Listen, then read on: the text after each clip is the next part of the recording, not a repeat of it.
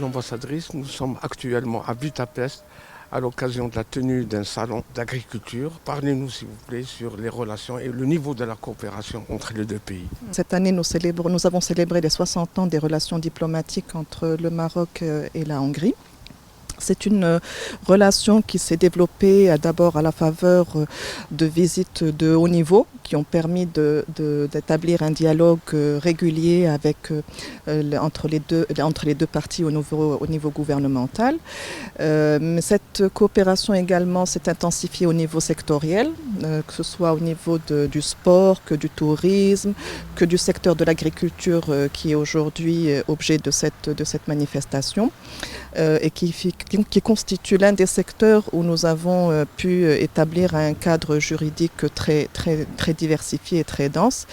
Et la présence aujourd'hui de cette importante délégation marocaine représentant le secteur privé est de nature à démontrer le potentiel des produits marocains et de découvrir d'autres marchés, notamment les marchés d'Europe centrale et orientale.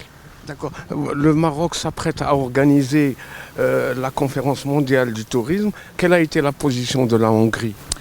La position était excellente dans la mesure où la Hongrie a été l'un des pays qui ont soutenu le Maroc dans l'accueil de cette importante manifestation touristique.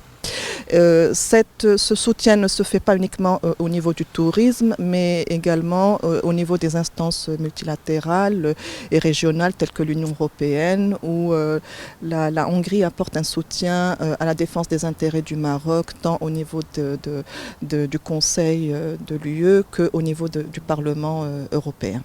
La Hongrie sera également présente à Marrakech dans le cadre d'une conférence internationale sur la justice et il y aura, paraît-il, la signature d'une convention.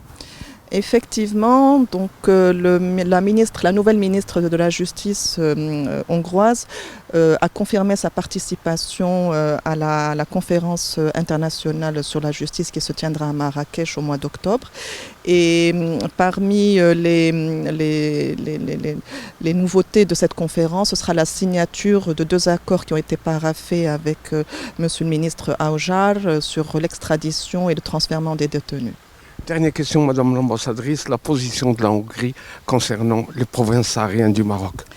Écoutez, la position de la Hongrie est une position très positive dans la mesure où la Hongrie défend l'intégrité territoriale des pays et respecte et soutient le Maroc dans le parachèvement de son intégrité territoriale.